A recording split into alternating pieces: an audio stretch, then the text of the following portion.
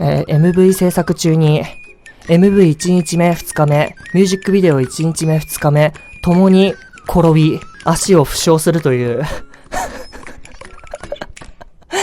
いや、本当にね、いや、もうなんか、どうしようかと思いましたね。ちょっと順を追って説明していいですか？ 1 日目がまず、みんなちょっとツイッター見てくれてる人はわかるかもしれないんですけど、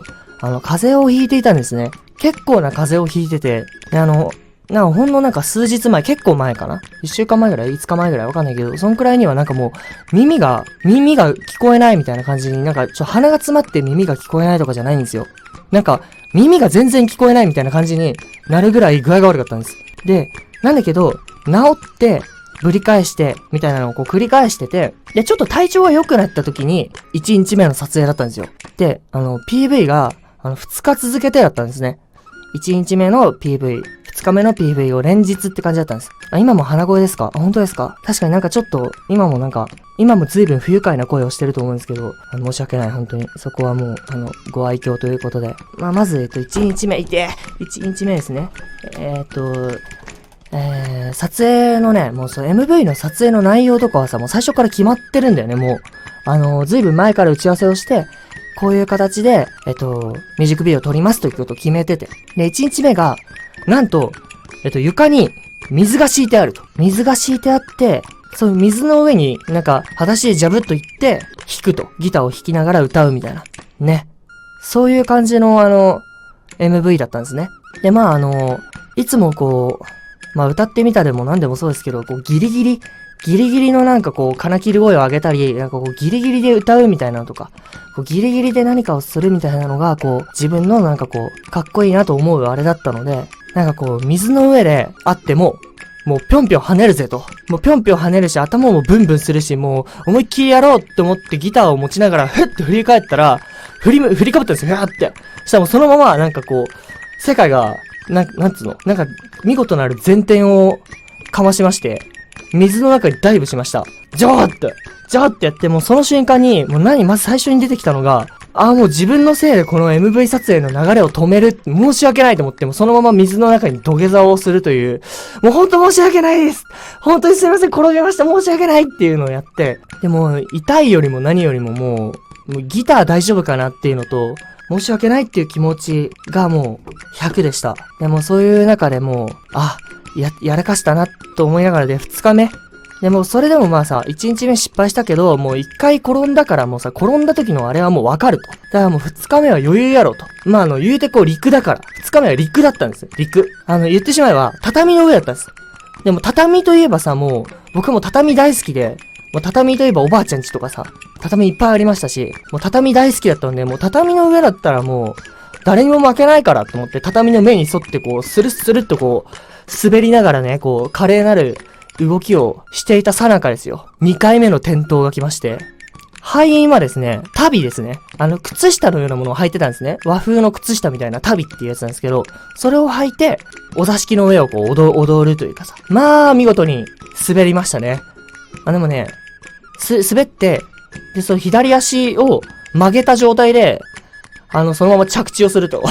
いうことをやらかしまして、はい、それで見事に左足をやりました。で、その時、これだけ聞くとさ、なんかまるでそのさ、畳の上で足袋を履いたのがいけないんじゃないか。そんな気がするかもしれないけど、みんな、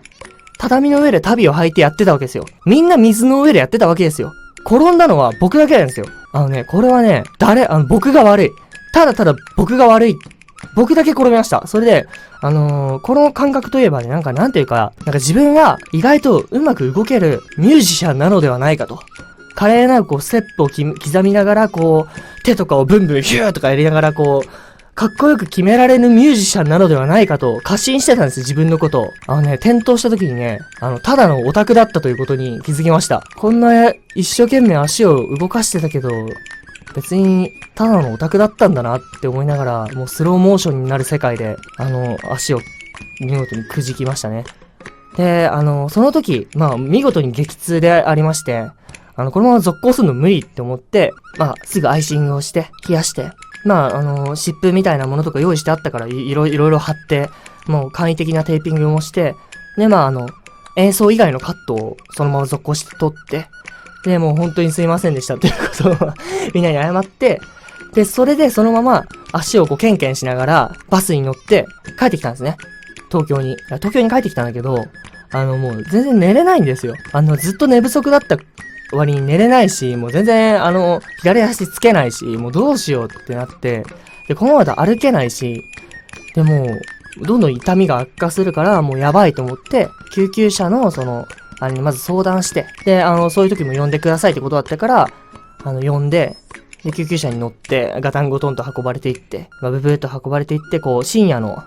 病院に着いて、で、まず1回目の治療ですね。1回目レントゲンを取ったんです。レントゲンを取ったら、なんかレントゲンだとよくわからないって言われて、だから翌朝、その日の朝に、もう一回こう、朝一で来てくれと。言われたから、もう一回行って、今度は CT っていうのを取ったんです。でも僕はもう確実にやばいんじゃないかと思ってたんですね。めっちゃ痛いし。でもなんか、骨折をしていたわけではなかったんですね。で、強めの捻挫と、もしかしたら、骨の中に何か異常があるかもしれないから、2週間ギブスをつけて松葉杖で生活をしてくださいと言われて、いや、ちょっと待ってください。いや、幸いアルバム制作中だからいいんですけど、こう見えて歌を歌う人なので、